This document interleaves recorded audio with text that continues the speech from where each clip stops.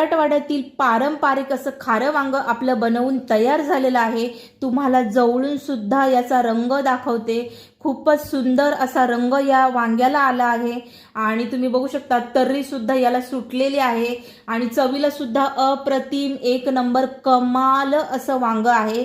माझ्या मुलीला हे वांग खूप आवडतं, म्हणजे पनीर सुद्धा फेल आहे या वांग्यापुढे, एवढं तिला हे खारं वांग आवडतं।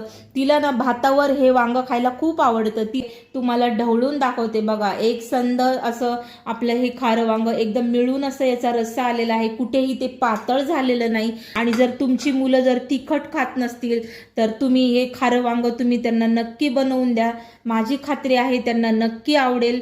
आणि तुम्ही सुद्धा चवीत बदल म्हणून जर तुम्ही नेहमीच तिखट वांग खात असाल तर अशा पद्धतीने एकदा नक्की करा।